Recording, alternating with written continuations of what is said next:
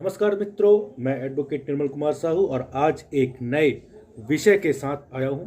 विषय यह है कि क्या राजस्व न्यायालय तहसीलदार वसीयत के आधार पर किसी खसरे को, किसी भूमि को नामांतरण कर सकता है या नहीं। इस विषय को लेकर एक रिट याचिका माननीय उच्च न्यायालय पे दर्ज हुई।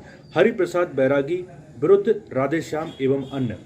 इसमें स्पष्ट कहा कि मध्य प्रदेश भू राजस्व संहिता 1959 की धारा 31 के अंतर्गत निर्मित नियम 24 और 32 के अंतर्गत क्या तहसीलदार का न्यायालय वसीयत के आधार पर नामांतरण कर सकता है या नहीं, इस विषय पर प्रश्न उठा।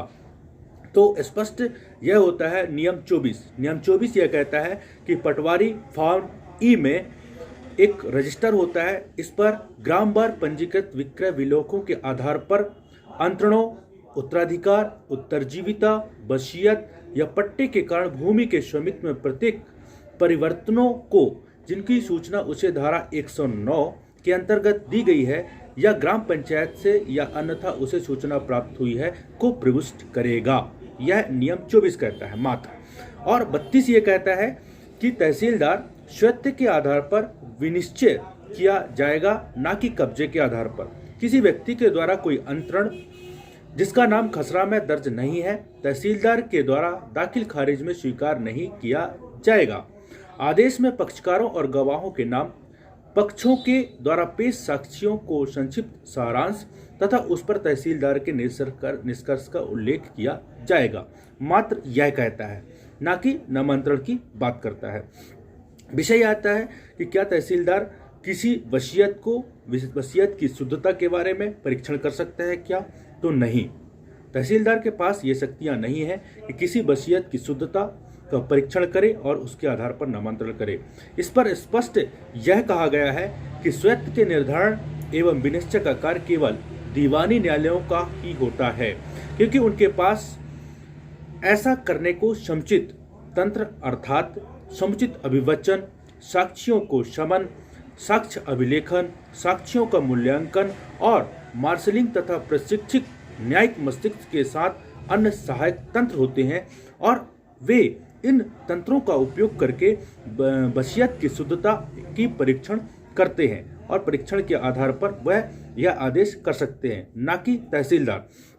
इस विषय को लेकर एक अन्य जो मामला है मुरारी एवं अन्य विरुद्ध मध्य प्रदेश शासन एवं अन्य MPLJ 139 2020 AIR 2020 MPLJ 139 में भी यह निर्णित किया गया और स्पष्ट इस रिट में भी यह बताया कि तहसीलदार के पास यह शक्तियां नहीं है कि वह वसीयत के आधार पर नामांतरण कर दे। इसमें एक मामला यह हुआ कि वसीयत के आधार पर तहसीलदार के समक्ष एक आवेदन प्रस्तुत किया गया।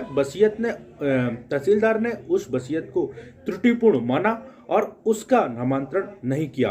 तत्पश्चात अपीलार्थी ने SDO के समक्ष अपील किया।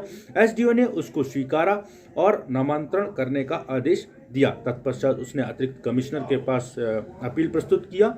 अतिरिक्त कमिश्नर ने यह देखा कि वसीयत है और वसीयत के आधार पर नामांतरण पर उसने कोई आदेश नहीं दिया और यह कहा कि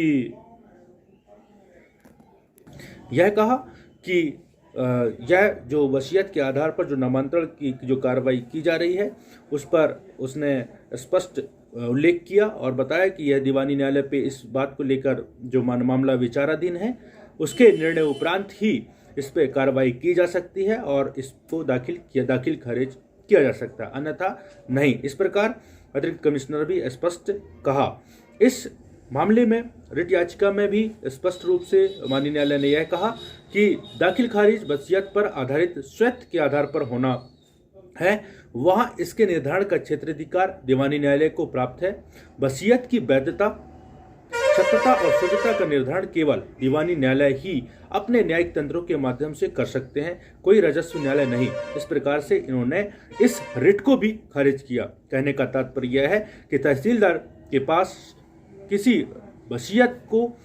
वसीयत के आधार पर म्यूटेशन करने की शक्तियां नहीं है। उसके पास ऐसी शक्तियां मध्य प्रदेश भू राजस्व संहिता के अंतर्गत प्रदान नहीं की गई है। जय हिंद साथियों, जय भारत।